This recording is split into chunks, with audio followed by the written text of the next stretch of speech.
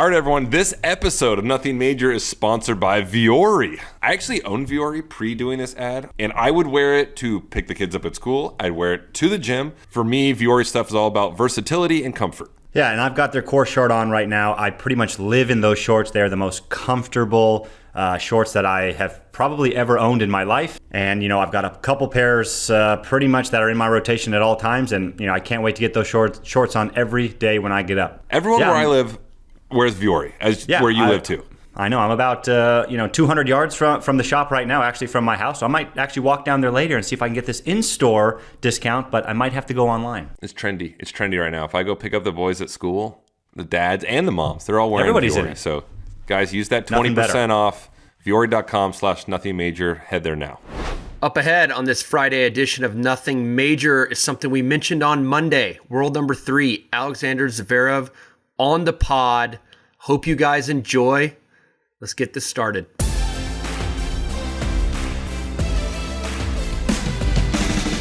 All right, welcome back to Nothing Major. Alexander Zverev is on the show today.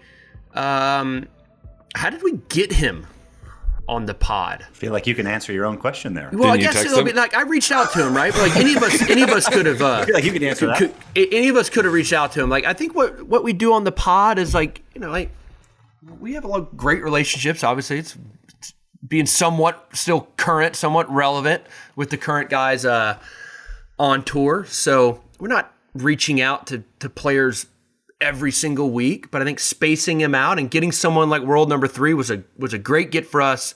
And he was so accommodating, on time, great answers. We had so much fun with this. So one of our best interviews for sure. I think it was maybe my favorite interview we've done. Yeah. That was a good one.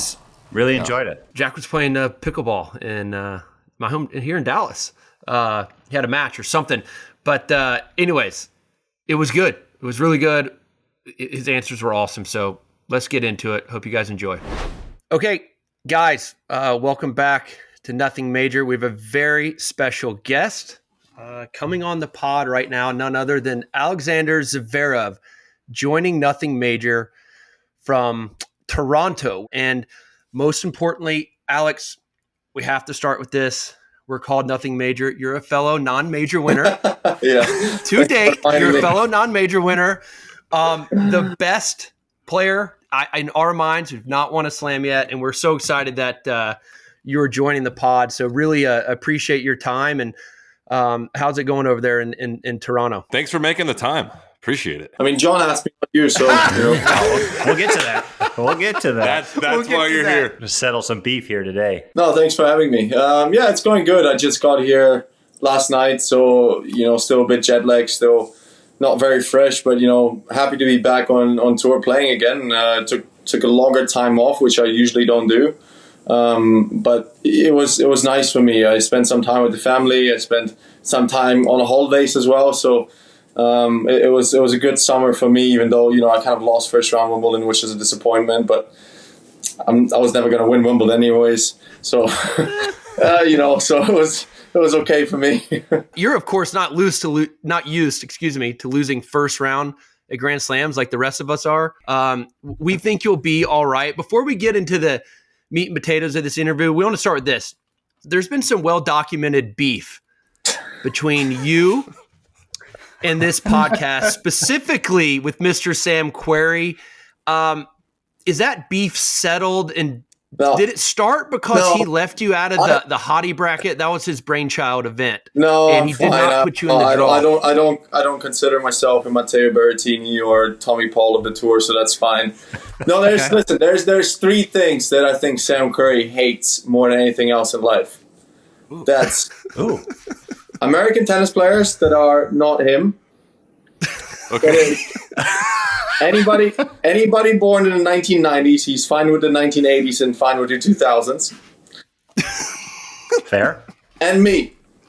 And I think I'm number 1 by a long way in anything that he hates. But that's fine, because I prefer when he doesn't pick me for tournament wins or anything like that, because that usually means I lose first round. So Sam, don't ever do that again. That's okay for me. That is true. On the pod, when we pick guys to do well, they never do well.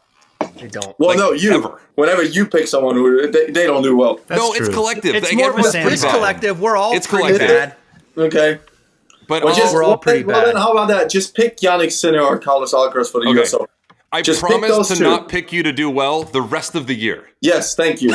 I'll Like, probably win The you rest of his career. The rest of your career, yes, not picking you. I'll probably win like 8 majors from now on. My rebuttal for the hottie bracket, at least I'll say, I left you, Carlos, and Yannick out. At the time, you were ranked 2, Carlos or Yannick 1, Sinner 3. You guys had such big fan bases already. I didn't want to put you in there and then have the fan bases just attack the voting. I'm pretty sure that's not the reason why you left us out, but that's okay. No, that is the reason.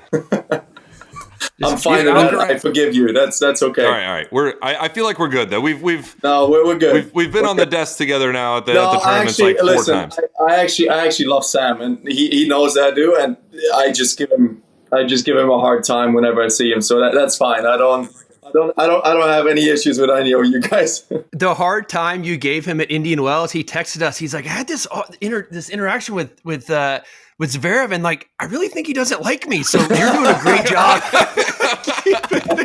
He was confused. So Listen, great job. I don't like if I don't like someone, I just walk past them. I don't talk to them. Yeah. Like if I All like right, good someone, I'm news. gonna give you a hard time. So don't worry. You're on a good side of mine. I'm getting the stop and chat from you every time, so that's good.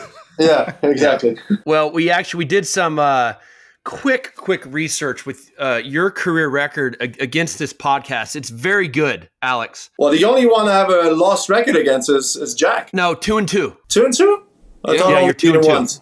Okay. The only thing I know, I never lost a set to Sam. That's the only thing that Yes. That is true. Yeah, I told these guys you're 3-0 against me, and like it's never been remotely close. No, it was a 7-6 set once. Okay, 1-7-6. All right, one breaker. I beat Sam quite easy once at the US Open. That I remember first round. You got a loss to Steve Johnson. You remember that one? Yeah, I was 17. Oh, Hey now. Hey now. I was. W's a W. W's know. a W. Yeah. And let's not. Hey, hold on. You had a worse loss in Miami in 2018 than against me. That was the last ever match at Key Biscayne as well. Oh, Jesus. Was that the only time you beat me? I'm 2-7 against you, You beat me in but I there. beat you there. Okay. I'm glad to hear that my biggest career win is also Alex's worst career loss. No, it's not my worst career loss. Trust me, I've had plenty of other losses where I served about 25 double faults a match, and there were much worse losses than you. Alex, you know this. In Tampa, Florida, at the Saddlebrook Resort is where I trained for the most of my career. Yeah. And I'm about 13 years older than you. And I remember you were in Tampa. Your brother was playing professional tennis. Misha obviously had a fantastic career. You're much younger than him. You would practice with us at 13, 14 years old. And quite honestly, I did not like practicing with you because you were so good at 14 and would beat me. And here I am at like 27 years old, and maybe I was top 10 in the world at the time. So I knew that you were going to be really good. And I think a lot of people did. But did you personally, Alex, did you think that you were going to reach the lofty heights that you've had so far in your career when you were a junior? So I wasn't actually that good when I was like 14. I was okay, but I was not like the best. I mean, our generation is quite strong in the regards of depth, right? We have like Daniil Medvedev, we have Kachanov, we have Rublev, we have Kyrgios back in the day. We have so many guys that are such good players. And I wasn't better than them. There was like a European competition, an American competition, like Stefan Kozlov, if you remember, he was like making me look like a fool sometimes on the court when we were 14. He was beating me like 11-1. I started being good at the age of 16. I grew a lot at the age of 15. I had like a growth spurt of like 15, 20 centimeters that year. And then at the age of 16, I remember I started being good. I mean, I finished the year number 1 in the world in juniors under 18. But before that, I was okay, but I was never like the best. But then from the age of 16, that's when I kind of had my growth spurt. And then, I started playing much better. I had my first like big results in the senior tour. But I think my brother also helped me a lot when it came to the senior tour. And also you guys at Saddlebrook helped me a lot when it came to the senior tour. Because when I got to the senior tours, it wasn't new to me, right? So like I've seen it kind of before. My brother, I practiced with a lot of you guys in Saddlebrook as well. So it wasn't like a shock moment when I started playing against you guys. So that helped me a lot to kind of be familiar at a very early age. But yeah, obviously other people caught up as well, and other people have had incredible careers as well. But I think the reason why I kind of started playing well in senior tour so early was because I kind of have seen it before with my brother as well. And everyone knows, all tennis fans know, that your parents have always been by your side. They've been, coaching you your whole life. How integral of a role have they played in your success and your brother's success on tour? Because as I mentioned before, Misha was an incredible player. I think a lot of people, they know that my dad has been coaching me for quite a while in my senior career, but the one that taught me tennis was my mom. Back in the day, I don't know if you remember, my dad was always on the court with my brother, and he was kind of always with him. And my mom was the one that taught me how to play tennis, taught me the technique, spent the hours on court when I was very, very young. And she was the one that kind of got me into tennis more than anybody else in my family. And then obviously, when I got older, my father started coaching me. We started traveling together with my brother as well. But, the most credit towards my tennis career definitely has my mom. Speaking of you and Misha, you guys played once on tour, 2018 in Washington.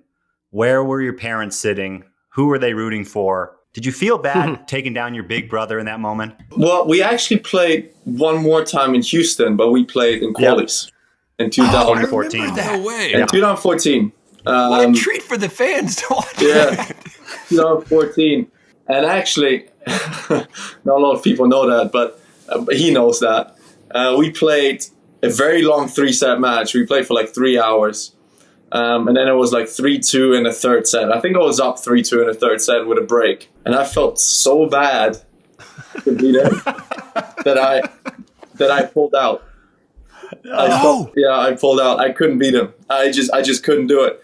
And it was funny because it was, remember back in the day, it was like you had to play quality, you had to play like 2 matches a day and to qualify and then play the next day. So Timo de Bakker, who played like a college guy, he won like 11-1 his first match. And he was waiting for us to play again. And like, I knew I was 16 years old. I was not going to play another match. I was completely physically done. So I pulled out at 3-2 in the final set to let my brother play against Timo de Bakker.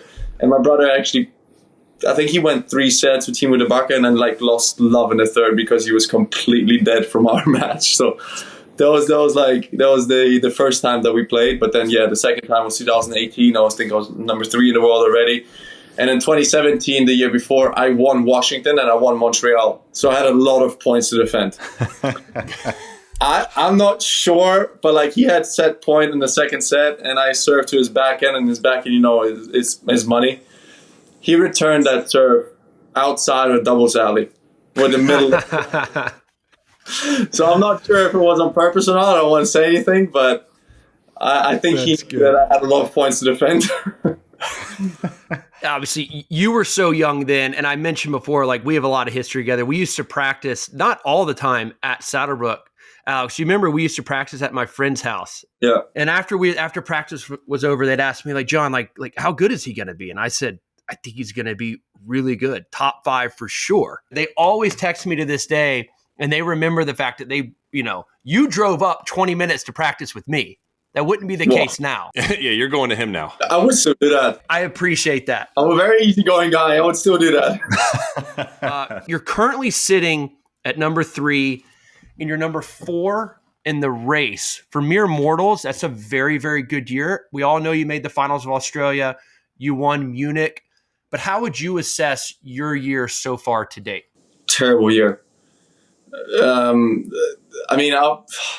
A lot of the times I felt quite lost on the court this year, especially after the Australian Open final where, I've had another Grand Slam final. I actually went into the match believing like, I'm going to win this. Like, this is my third final. I'm going to win it because the other 2 finals I lost in 5 sets. I had a lot of chances. I lost to Carlos the year before at the French Open, which for me is one of the toughest challenges playing Carlos on clay right now. So I was going into the match like I was feeling so confident. And then in that match, I got smoked. Like he was doing everything better than me at that moment. Like I was serving better than him, but apart from the serve, he literally did everything better than me. And I came off the court and I was like, wow, I have no idea. I just didn't know what the hell to do. So I kind of like had a really tough time mentally after that match. And I feel like I did a few mistakes. After that, I went, instead of, going home, resting, kind of realizing what happened and, working through it. I went home. I spent like 3 days at home, and I went straight to Argentina. After playing a Grand Slam final, I had the most amazing time in Argentina outside the court, but on the court, it was like, okay, I'm playing on clay in South America. A few days after I made another Grand Slam final, I'm playing terrible. My motivation is like not the same. So I shouldn't have done that looking back. Even though it has nothing to do with the country, it has nothing to do with the place, I would visit it again. But playing a tournament straight after was a mistake. And then it kind of had a little bit of a burnout, for a couple of months there. I mean, I wasn't feeling very motivated to play. I wasn't feeling very motivated to practice. I was not like enjoying my time on the court. And I was losing a lot of, quite bad matches. I was losing a lot of matches from winning positions. I was losing to players which I shouldn't lose to. And I paid the price for that. You live and you learn kind of in a way. But I do believe that, the Wimbledon first round was not a great thing for me, for sure. But I think I made the best out of it. I pulled out of a few tournaments now. I took some time off, and I do feel fresher. I do feel fresher in my mind to kind of compete again. And, maybe I'm not going to play my best tennis here in Canada, or maybe I'm not going to play my best tennis in Cincinnati. But I think by the time the US Open comes, I'm going to be a contender again, and that's where I want to be. Yeah, you kind of talk about... I mean, a contender in my eyes, not in Sam's eyes, but in my eyes. Yeah. I've got you penciled in to make a third round, if you're playing great. Thank you. Just leave it at that. Do you think, your bar's been set so high the last 5 years because you've been playing so well? Not in my eyes, but in other people's eyes. Starting now, do you think you'll play more of, a schedule of 15 to 18 tournaments and really try to peak at the slams? Like you said, that is, the main goal to get a slam. The thing is, I would love to, but with how the ATP has done the tournaments nowadays, it's impossible to. How are you going to do that, right? You have the 9 Masters 1000 events, which are mandatory, most of them are 2-week-long events nowadays, except Monte Carlo and Paris-Bercy, which I think are the best 2 weeks nowadays because you're kind of in and out. I think for a fan and for also for every single tennis player, Paris-Bercy was awesome last year. I mean, I won it, which was even more awesome for me. But, that doesn't hurt. You kind of get there, you play your 5 matches, and you get out of there. You don't have to stick around. You don't have to practice in between matches. You don't have to do all those things. That's how Masters events used to be, and I think all the players loved it. Now the ATP has made 4 mandatory 500 events for you to play, which used to be 3, now it's 4. So you kind of don't really get under 20 events, except if you are pulling out of those big events. I'm not a fan of where this is going because, if you take Alex de Minaur, for example, his example, last year, he played his last match at Davis Cup, I think the 25th of November, and played the first match at United Cup this year, the 27th of December. So, you have a month of off-season. How are you going to take 2 weeks off? How are you going to prepare your body for a new season? How are you going to train enough tennis? You don't have the time to do all those things anymore. So I think this is one subject where the ATP has to really think about it and kind of find a solution a little bit as well. And to be honest, I've not heard a single player say that they love the 2-week Masters events. I don't even think fans like that. No. No. They don't like waiting for 2 days for their favorite player to play again. I understand tennis is a business, but I'm not sure that business plan is working very well right now. Speaking of this year, there's been rumors or pictures. You got Toni Nadal on the court with you. Say Nadal again? Nadal, okay. I think there was a glitch, internet glitch. So American, phenomenal. Hey, we had to ask about this one, Alex. So. You think we're going to see Toni with you a little bit more this year? Or was that just a one-off? He helped you for a handful of days. I was expecting that question. I'm going to give you how it is. I loved the week. I enjoyed it a lot. I think Toni enjoyed it as well. I spent quite a lot of time with Rafa as well, which was very nice of him to do. I'm not sure how much you're going to see of Toni this year because his schedule is quite packed, right? Like he's giving a lot of speeches. He has a lot of things to do with the academy. I think starting from next year, you might see him a lot more. After Wimbledon, I ran into you on the grass briefly after your loss. You did ask me to coach you in Toronto. I was waiting for a follow-up call. I just never got it. I wasn't sure like He found someone where we better, stood. Sam. Much better.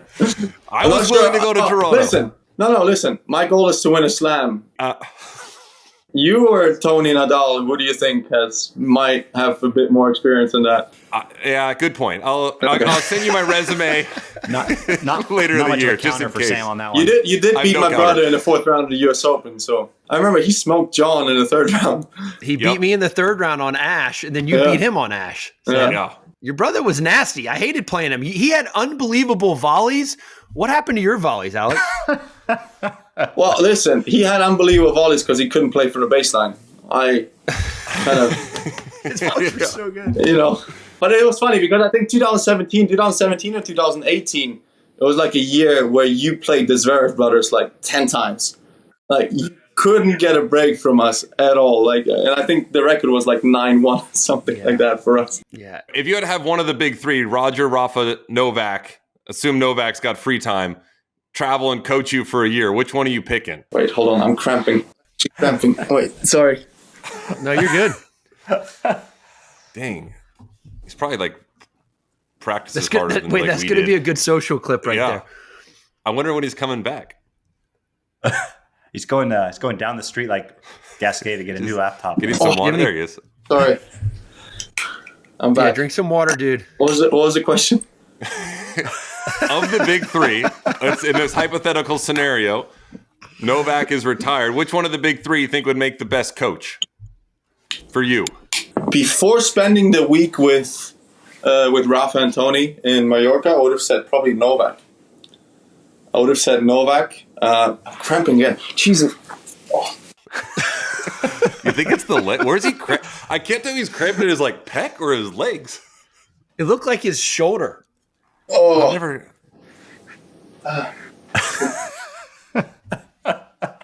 This is really funny. This is good. Maybe it's the question. I don't. The question's so tough. okay. I'm back. Sorry. Where were you cramping? Arm? Shoulder? I'm cramping in my abs. I've never had that problem. I don't have any abs. Oh. First day here, I practiced for 6 hours. Was it? Holy Is it smokes. hot there? It was very hot. So before spending the week with Toni and Rafa, I would have probably said Novak. Because I had the most conversations with him, and he kind of gave me a lot of advice. But spending the week in Mallorca, the intensity that Rafa played at, that's the intensity he coaches at. Like it was unbelievable. Like Wow. we had dinners, and I'm so thankful for that. Like he was unbelievable. But we had like dinners until like 1 a.m. together. And like in the middle of dinner, he would stand up and like do swinging forehands and show me what technique he wants me to improve on and stuff like that. Like it was unbelievable how into it he was. Were there other people at the restaurant, or were these like private dinners? No, it was other people. So they're looking at Rafa between the tables, like shadowing forehands. Yeah, no, it was fine. It's amazing. It's Mallorca. It's like he owns Mallorca. He does. But, like it was unbelievable how into it he was, and I was so surprised because I actually thought, well, I played Rafa for 10 years of my career. I thought, well, yeah, he's gonna have a nice dinner just to kind of come there and be nice to me. But like he was so into it, and he came on court with me as well, and like started showing me forehands, like trying to improve my forehand. Like that day when he came on court to me, I played forehand like Ernest Gulbis, to be honest, because I was so nervous. But like it was phenomenal to see, and I was so surprised. And I was so thankful to him because I guess that's not normal. You know what I mean? Like he doesn't have to do that. Like he's Rafa Nadal. Like who the hell am I to him? You know what I mean? So it was incredible to see, and I was so surprised. So I'll probably pick Rafa right now. You know, what are his thoughts? Is it more of a mental change for you? Is it a big change on the tennis court? You know, what does he feel like is like a missing piece for you? He told me during the week, I don't know how many times he told me, I need to be more brave. Right? I need to take it on to myself in the most important moments. And I know that as well. But hearing it from someone like him, like I played him in some of the big matches, right? I played him Roland Garros a few times, and we had big matches. He always told me, like, when you're aggressive, it's so difficult to hurt you, because I could always move quite well, so I could kind of find the aggressive game from difficult positions. But it's kind of when I hold back, that's when I become vulnerable. That's when I kind of like become one-dimensional as well. Like, I don't have the serve and volley like my brother, or I don't have like a good drop shot or a good slice like Novak or someone like that. So for me, when I kind of become passive, that's when I'm more hurtable for the top guys. And he always told me, like, he truly believes, and I think I believe him, that he believes that I can win a Grand Slam. Like, he told me that a million times. But if I become more brave, and if I kind of take it on to myself to do that. You just mentioned that match, that famous match y'all played at Roland Garros, where, I mean, hate to bring up bad memories. Everyone knows what happened to your ankle there. Would you say that is, so far in your career, your biggest career setback, that match against him at Roland Garros? Yes, and I'll tell you why. It's not because I lost that match, right? Like, everybody keeps saying, like, oh, I would have won the match. Well, actually, technically, he was up a set, right, when it happened. Of course, it was an incredible match. I felt like I was playing some of the best tennis of my life. But the thing that kind of not killed me, but the thing that was so upsetting to me was, like, just imagine, I lose that match, right? I lose that match as Rafa on clay at Roland Garros. Like, millions of people lost to him there. But the one thing that people don't realize, I was 45 points away from the number one spot for 3 months. I needed to win one match, just one match at any tour level tournament to become world number one. That's the thing that hurt me the most, right? Because I was playing the best tennis of my life. Like, in 2021, I won 6 titles. I won the Olympic gold medal. I won the World Tour Finals. I won 2 Masters events. And then 2022 started. I started off playing well as well. I made semis of Monaco, finals of Madrid, semis of Rome, semis of Roland Garros. And then the ankle injury happens. Like, I lose that match, fine.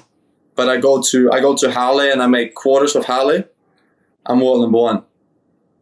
Right? That's the thing that killed me, because, and I knew that, but I was like, I broke 7 ligaments and shattered 3 bones. So there's really not much I can do about it. And even without that, the way I was playing, I felt like I was in my best ever position to win a Grand Slam, to win Wimbledon, to win US Open, to win something big, because the way I was playing. This gets debated a lot, of which generation is better. Not necessarily the top guys. We'll get into that, but the guys like 5 to 10 to 15. So, you know, early in your career, the Berdiches, Wawrinkas, Del Potros, Ferrers, compared to today's level of guys that, you know, fluctuate from 5 to 15. You know, we all have our opinions on it. No, I know. I mean, I know your guys. I know Sam thinks that the 80s is like the golden generation. You know, no one was beating Berdych. Yeah, I know. Well, I've beaten him like 5 times, but that's okay. No, so like I always say, the biggest difference is tennis has changed. Like, everybody hits the ball so hard. Like, everybody kind of has a similar game style nowadays. Like, there's not really the finesse of Roger, or like there's not really like the top spins of Rafa, and like, yeah, Carlos has that a little bit. But then everybody else kind of plays the same way, you know? Some just are playing better than others. Like, Sinner kind of plays very, very fast, smacking the ball. Fritz smacks the ball. Me, when I play well, I smack the ball. Like, Draper smacks the ball. Rublev smacks the ball. Like, everybody kind of just hits the ball as hard as they can. So I think in that regard, tennis has become a lot faster. But like, name-wise, I think, yeah, David Ferrer, you know, Thomas Berdych, Stan Wawrinka, Del Potro, I'm probably missing someone. Those names were big. I mean, you know, those were very, very big names. But I think tennis-wise, tennis has improved for sure. Tennis for sure has improved, and I think from 15 to 30, those guys have improved. Like before, you really rarely saw at a Grand Slam like a David Ferrer lose to someone 30 in the world, right? Like that just didn't happen. Or like a Thomas Berdych lose to, I don't know, who was it? Like Damir Djumur or someone like that, right? Like who was ranked 28 in the world. Yeah. Like, you know what I mean? Like that just didn't used to happen. Where I think now it's kind of like a Rublev can lose to Cerundolo at the French Open, or like Alex Dimi, or I don't know, I'm probably taking bad examples, but like, or Tommy Paul can beat Casper Ruud, you know what I mean? Like there's not that big of a difference between like the top 10 guys how it used to be. You've changed my mind basically based on your answer. Just so you know. What was your answer? No, I'm saying I'm not like pro 80s guys anymore. Like after listening to that, you've like convinced me like, you know what, this is a good era. Well, I think the era is just different. Yeah, no, you said it like perfectly. back then, like in the quarterfinals of a Slam, you probably had 6 of the top 8 players every single time. You know, like if you had more than 2 or 3 not there, that was like a massive surprise. And Isner made it like his number 10, I think, right? I don't worry about it. I got in. Facts are not We don't need to go there. Well, he lost to me the year I won it, so I was very you were playing ridiculous there. No I one was returning ridiculous. I remember that. You were playing absurd. But actually, it's not dissimilar now. Like, if you look at it, Sinner is a lock. Alcaraz is a lock. I would say, Novak is a lock. I'll probably say I'm more or less there. We'll say it. You're a lock. Yeah. Fritz is a lock. Unless Sam picks you the rest of the year. Yeah, don't pick me. Fritz is a lock. Draper is locked. And that's 6. Yeah. So you got like 7 Musetti, 8 Shelton, I think, or something like that. Yeah. And then there's basically 2 spots to play for. And then you got Casper Ruud, Tommy Paul, those guys. So it's not dissimilar, but I think before, like in all the big events, you could kind of count for them. That was the big difference. Well, these answers have been great, Alex. We're going to go now to a bit of a fun segment. As good as your answers were, we're going to transition to a fun segment. I'm going to start here. And we did this because I know you're an avid listener of the Nothing Major pod, so I know you saw this come out about 11 months ago when we first started the pod. We each chose 3 players that we would want to go to Las Vegas with. And so I'm going to ask you that question. Who are your 3 players, current or former, that you'd like to go to Las Vegas with and party? Marat Safin. Yes. Yeah. Alexander Bublik. I went out with him a few times, so we're quite good friends now. I don't know who's the third. My friends are all boring, so I'm not gonna pick them. I'll go Bjorn Borg. He likes to party these days. Yeah, Wow. That's a good one. he likes. He's so young. Huh? He looks so good. We had some good time at the Laver Cup together. I'm sure We you had guys some won every really year. good time. I'm sure you did. We never could beat you. Well, you did. You did. When the 2 times I didn't play, Team World won. I wasn't on the team. Yeah. All right, next one. You're in a Grand Slam final, and you got to play one of the 4 members from the pod. Assume we're all playing great. Who are you taking? Yeah. Jeez, come on. Dude, never lost a set to you. All right, yeah, I know. Who else am I going to pick? No, that's the I'm right definitely answer. not picking I don't have Jack. a rebuttal again. That's the right answer. I'm not picking Jack for sure. Because at times I had no idea what the hell to do against him. I'm not picking John simply because he can have a serving day where you're just not going to touch him. I didn't play enough against Stevie, to be honest. I played him twice, I think. I played him twice once when I was 17 and once when I was just, I think, already top 10 in the world. So it's kind of tough to compare. We know you don't want any piece of the backhand to backhand rally. No, that's the right answer. Sam's the right answer there for you. Sam's the answer. Yeah. He's the answer. Answer. Sorry, easy, that one. Yeah. So I got one. What's the story, if there is one, with the gold chains? I feel like, now that we all do commentary, I notice this when we call your matches. It's every point. You're tucking them back into the shirt. Do you ever think about just taking them off and not dealing with it? I've had them since I'm a little kid. I got 3 chains, and the 3 chains are from 3 different people, and who are very important to me. So, one I have the same chain as my brother. Then the second chain is the same chain that my mother has, so I have 2 of those. And the third one is with the 2 area signs. The small one my grandma gave me when I was little, and then the big one she gave me when I grew up and was an adult. So yeah, that's the 3. That's the story with the 3 chains. And some people have tattoos with a meaning. Some people have different kind of things. I have the chains. I'm not going to take them off as long as I live. I know, and I think a lot of people know that you're a big dog lover. Yeah. What no one knows is a long time ago at the Miami Open, Alex and I went to the Miami Humane Shelter. This guy loves dogs so much, he adopted a dog right there on the spot. It was amazing.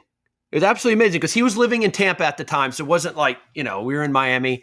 He had his place in Tampa. But are you guys, your family, are y'all still traveling with dogs on the road? I know you used to every single week. Now that I'm off tour, I don't know. That's unbelievable. So, you know what happened here in Toronto? I'm actually quite pissed about that a little bit, to be honest. So, my father was in Monaco during the training week. I was in Mallorca, and I traveled from Hamburg because I had some things to do with some sponsors in Hamburg. But my father flew from Monaco to here, to Toronto.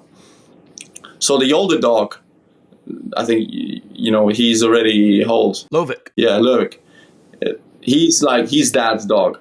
So when mom arrived, the son of Lovic, who we also have, kind of went to my mom, blah, blah, blah. But then they drove my dad to the airport, and Lovic wouldn't let go of my dad when my dad had to fly to Canada.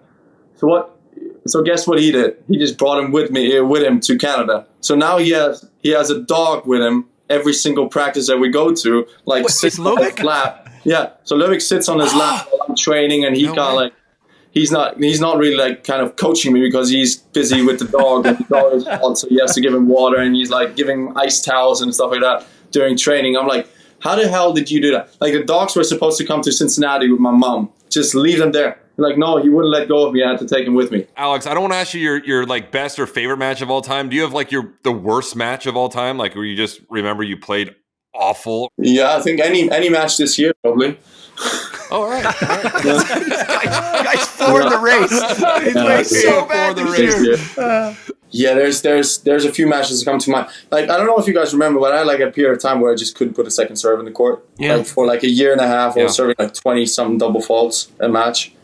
But you were still top 10. That's pretty impressive. It's top 5, maybe. Yeah, I know. That's really impressive. Did that. And I was still like winning Masters events at times. Like, I won Madrid without a second serve. Like, I beat in Madrid that week. I beat Nishikori, I beat Dan Evans, I beat Nadal, and I beat Thiem, and I beat Berrettini without a second serve. I just couldn't put a second serve in the court. But like, one of the worst matches last year, I played. Oh my god, he's gonna hate me for that. But I played my German fellow countryman in Acapulco. I played against Daniel Altmaier. That was the worst tennis match I think I've ever played in my entire life. Like, it was one of the matches, like, your serve is just not working, your forehand is terrible. Well, my forehand is always terrible. But my forehand was terrible. My backhand, I played it like Steve Johnson with 2 hands. Like, not a slice Steve Johnson, like 2 hands. It's not good. I couldn't volley. I just couldn't do anything. It was such a horrific match, and he had a wild card that week. I don't know why he would get a wild card in Mexico, to be honest, but he had one. I think he lost like 2-2 the next round to like Kecmanovic or something like that. And I was like, oh my god, I am so bad at this sport. It was phenomenal. You mentioned how bad your second serve could be at times, but do you remember that match we played at Madrid? I think it might have been in the quarterfinals. We brought this up on the podcast because I just remember you had a good serving day, and I'm a terrible returner. We all know that. But did you know that you did not lose a single point on second serve the whole match? I didn't have a single break point against me the entire tournament. There you go. I'm vindicated. I'm vindicated. No. He was serving unbelievable. Yeah, but to not lose a point on second serve, is that because Alex's second serve is so good, or your return was so bad? He was playing exceptionally well that week. It was Madrid. It was obviously very, very bouncy, but the balls used to be different, man. It was so easy to serve in Madrid. Like, my first serve used to bounce over the fence. It was bad. It was so nice to play there, and now everything changed. Now we're playing with like little kids' balls, like those fluffy little toys. I hate them. So you really think there's a difference right now in the balls between right now as opposed to 5 years ago? Yeah, post-COVID, they changed. They changed. I think they're cutting costs, and they did that during COVID, and I feel like they think nobody noticed, and they just keep doing it. But yeah, they balls.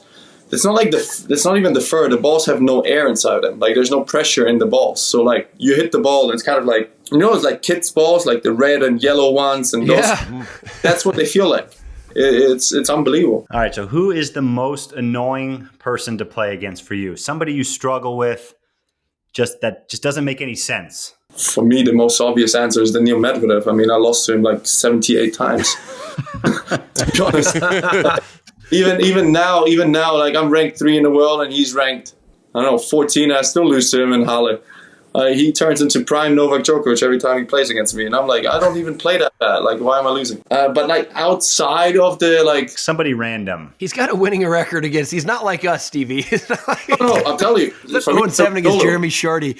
Like, Cerundolo, I'm 0-3 against him, and I won one set. Okay.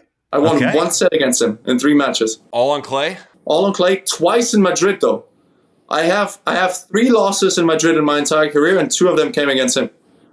No, I have 4 losses in my career in Madrid, and I have 2 against him, and both straight sets. And I just felt like a complete fool. With no idea what I was doing. The good Cerundolo. He's nasty. The good Cerundolo. No idea what to do against him. Well, you know what we should do once? Because we have the cramping again. Look at this. Yeah, you need more than just water tonight. You need we need to ask Sasha and Cincy. We need his European pet peeves of America. American pet peeves in America? What grinds your gears? We did a thing like what annoys us in Europe. No air conditioning, no ice, small elevators, small cars, bad internet, everything. We're having fun with it. In America? Just give us one thing. Food quality. Valid. Food quality is unbelievable here. Like, and I don't just say that, but like I'm a diabetic, as probably most of you guys know. Like, there's some weeks in the US where it doesn't matter how much insulin I put in my body; it's uncontrollable. It's not possible. Like it's like not like funny. You guys have but seriously, you guys have sugar and bread. Yeah, I know it's not great. Ingredients of bread in America, it says sugar. How the hell do you put sugar in it? Or like sugar and rice, sugar and pasta. Like what? Like you don't need to put sugar in everything. So you're saying that the pasta in Rome is better than the pasta at Carrabba's Italian Grill in Mason? Cramping. He's full on cramping. You can see it. All right, I think we should end it there. Yeah. American food is terrible. That's why I'm cramping. You're in Toronto. You're in Canada. It's the same thing. This is going to be really good for social. Do you mind if we put that out on Instagram? Yes. You cramping on the podcast? It's so good. Oh my God, man. Help me up. I can't. Help me mal jetzt. Komm mal her. This is classic. Beides. The physio Give me stretch. Let's get the physio, first ever physio stretch on Nothing Major. Good thing someone was nearby. It's unbelievable. Yeah, he's cramping. I feel bad now. He wasn't hydrating. I know, and I feel bad too. Yeah. Hey, Alex. Yeah, thank you. Sorry. No, thank you, dude. Thank you. Sorry. Thanks again to Alexander Zverev for his time and sticking it out with us. I mean, the dude was fighting full body cramps by the end of the pod. That's just super tough questions we ask. He was under the gun. So thank you, Alex. On Monday's episode, we're going to continue this ugly strokes heated debate that we got into last Monday. We're gonna finish that. We're gonna conclude that on Monday. We're gonna see what everyone else thinks. We're also going to announce the winner of the 1-of-1 signed Nothing Major birthday poster. That's currently in my possession. It's up to me to sign it and then ship it off to Jack, and then Jack's gonna ship it to California, but it's gonna make its way around, and that winner's also gonna receive the 3 different colorways of our hats: the white, the green, and the black. So that's it. Thanks for tuning in on this Friday, and we'll see you next time.